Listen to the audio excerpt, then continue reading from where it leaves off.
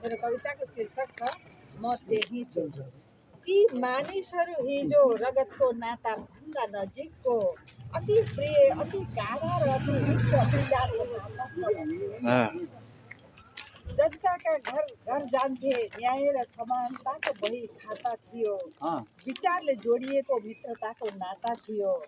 ती मानिसहरू धर्म अभिन्न हो भन्थे हिजो, धर्मलाई शोषण गर्ने चाल मान्थे हिजो।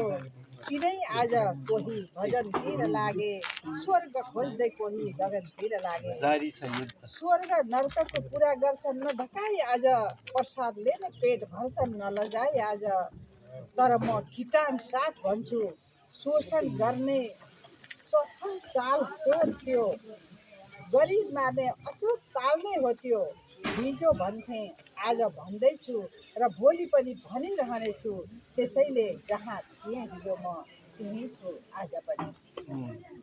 ती मानिसहरू हामीलाई मुक्ति आन्दोलनमा लागौँ भन्थे, मानिस बन्न नारी पनि जागौँ भन्थे। गहनालाई नारीका बन्धन मान्थे, गरिबलाई समाजको चन्दन ठान्थे। झुपडीमा बसेर दाल भात नबनेर सातु खान्थे, सुनलाई त पाइखाना बनाउने धातु ठान्थे। झुपडीमा बसेर दाल भात नभेटे सातु खान्थे, सुनलाई त पाइखाना बनाउने धातु ठान्थे। आज सुनलाई बहुमूल्य वस्तु ठानेका छन्, गहनालाई अनमोल खजाना मानेका छन्, सुन तस्कर रक्षक बनेका छन्। यसरी ती आज भक्षक बनेका छन्। मैले हिजोलाई बिर्सन सकिनँ, त्यसैले जहाँ थिएँ हिजो त्यही छु म आज पनि। ती मानिसहरू सुन्दरी प्रतियोगिता विरुद्ध जुरुक्क उठेर उठाउँथे, लिपस्टिक पाउडर र गाजरलाई दास्ताका साङ्ला मान्थे। श्रृङ्गार गर्ने नारीलाई पुँजीवादका खेलौना ठान्थे। अझ अघि बढेर चेतना शून्य भएका गन्थे, ओठमा लिपस्टिक आँखामा गाजल। आज तिनै गालामा लाली देख्छु, आज तिनै गालामा लाली देख्छु, तिनलाई म चेतना शून्य भ्रष्ट काली देख्छु। नारीका बन्धन नै हुन्, चेतनाको अभाव नै हो, दासताको साङ्ला नै हो। हिजो भन्थे म आज भन्दैछु र भोलि पनि भनिरहनेछु, त्यसैले जहाँ थिएँ हिजो त्यही छु आज पनि। ती मानिसहरूमध्ये केही मेरा साथी पनि थिए, साथी पुगेका छन् आज माथि माथि, अनि बनेका छन् आत्मघाती। मैले मेरो घर तताउँदै गर्दा साथीहरू सदन तताउँदैछन्, संसद भवनलाई खेल मैदान बनाउँदैछन्। कहिले कुर्सी हानाहान, कहिले संसद तानातान, रोचक खेल खेल्दैछन्। यो खेलमा मस्त रमाउँदै जनता पक्षमा ठडिन सकेनन्, आफ्नै बोलीमा ती अडिन सकेनन्।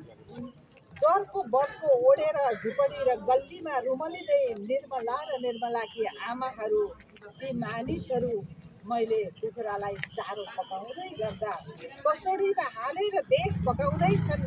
म हिजै जस्तो आज पनि पसलमा सामान बेच्दैछु, देश बेचिरहेछन् उनीहरू। जनता बन्धक राख्दैछन्, अकुत सम्पत्ति साच्दैछन्। कहिले प्राकृतिक विपत्तिका नाममा, कहिले सन्धि सम्झौताका नाममा, कहिले एमसिसीका नाममा, कहिले रोगका नाममा, कहिले भोकका नाममा बेचिरहेछन् देश उनीहरू। इमान जमान लाज शरम किस्तामा बेच्दैछन्।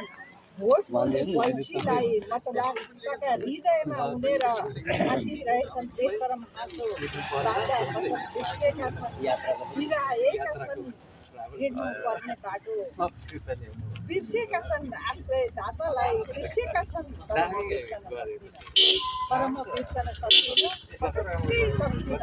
किनकि म जहाँ थिएँ हिजो त्यही छु आज पनि र त्यही रहिरहनेछु भोलि पनि। धन्यवाद।